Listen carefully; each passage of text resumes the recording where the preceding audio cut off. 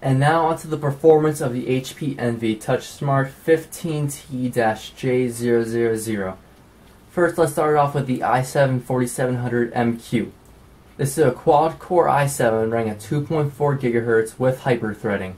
In the Windows Experience Index, it rates a 7.9 out of 9.9.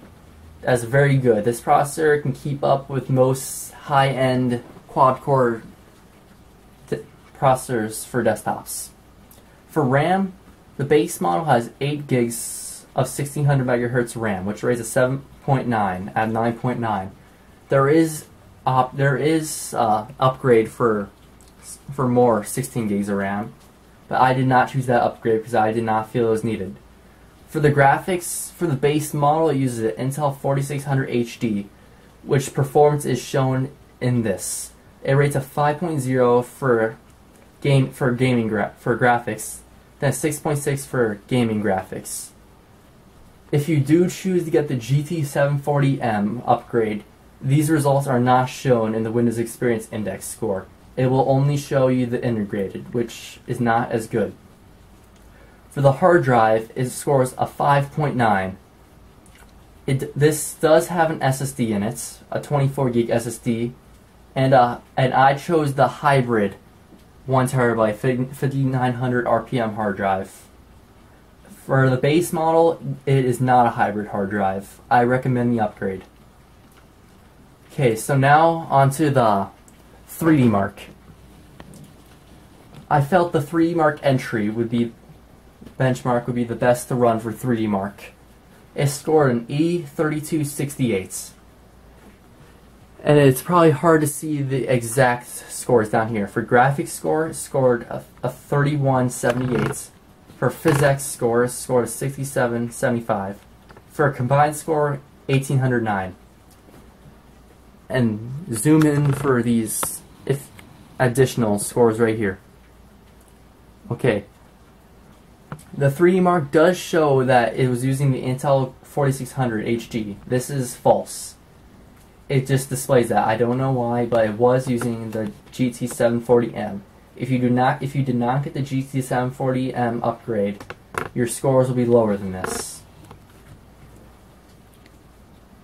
And now, time to run some games. We'll start out with Minecraft. This is Minecraft 1.6.2.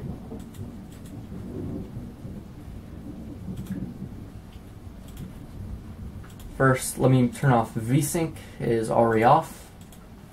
And then let's go full screen.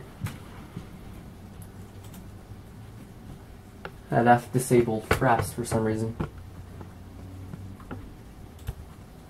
Okay, I guess we'll run windowed mode so Fraps can continue to run. So the game is fully maxed out with the far render distance, clouds on and everything, fancy. Everything's fully maxed out with VSync off. And I'm getting around 120 frames per second in an open field area. Now I'm up to 160. And then let's go into the Nether to see how that will affect performance.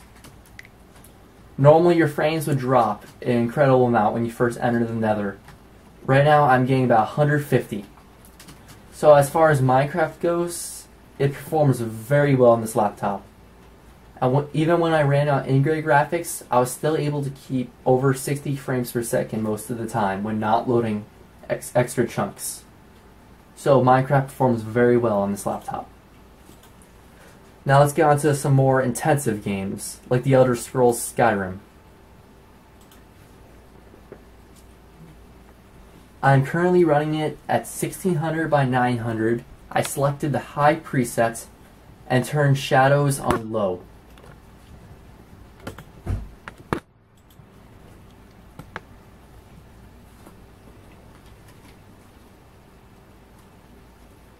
So the loading speed was fairly quick. And at those settings, I'm getting about 36 to 38 frames per second. Right now I'm at 39, 40, 39. I am in Riverwood. During combat, it would probably dip down to around 30. I'm up to the mid-40s now. So the performance in Skyrim is satisfactory. Oh. Even when swinging your sword, your frames do remain fairly consistent. So this laptop can definitely handle Skyrim. And if you did not get the 1080p upgrade, you'll be running at a low resolution, which will make it run even better.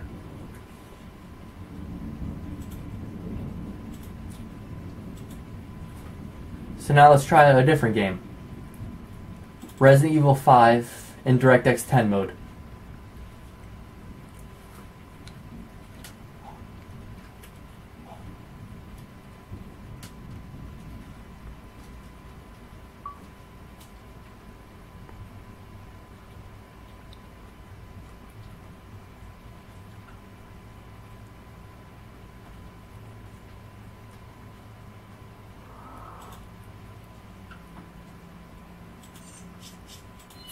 Okay, so I'm running it full 1080p. It's capped at let me turn off the frame cap. Where the vertical thing's already off. Refresh it. Look like it's already off. Okay, well, it's everything's currently set at medium quality with motion blur off and anti-aliasing off. It will probably be capped at 60 frames. But let's see how it runs.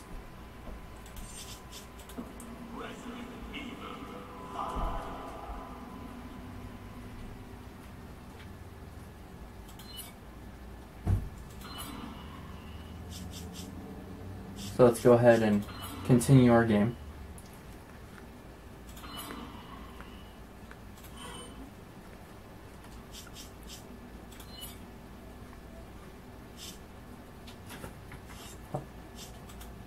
Okay, there we go.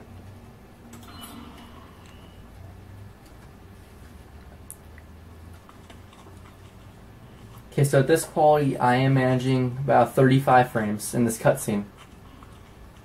Go ahead and skip the cutscene.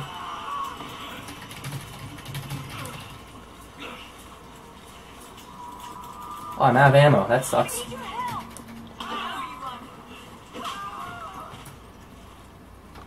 But I'm managing about 42 frames per second. You can see that in the top left corner. So that's considered fully playable.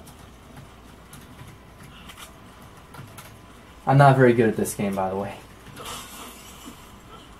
So even during that dive, my frames actually went up a little bit. That's weird.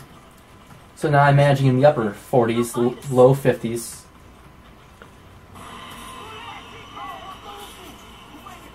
So far Resident Evil 5 is showing to be very playable at medium settings.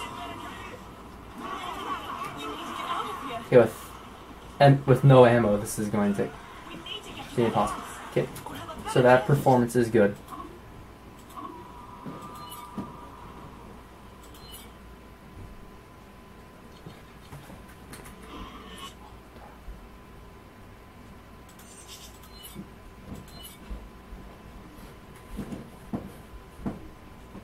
Okay, so for performance, I think that's enough in the gaming department.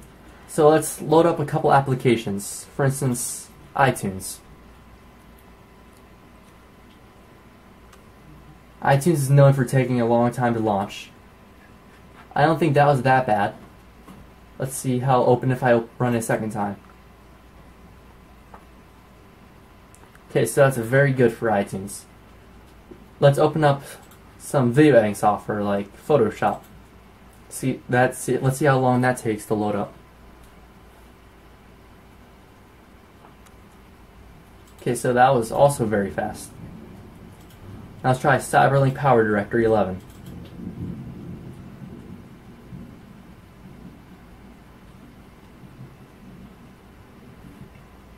So most programs do work very fast on this laptop. This laptop is capable of video editing and photo editing thanks to its very powerful processor. And for performance, I think that is enough to dignify that this laptop is very good in the performance department, especially for processor performance. For graphics, it could be better in my opinion, but it's definitely acceptable.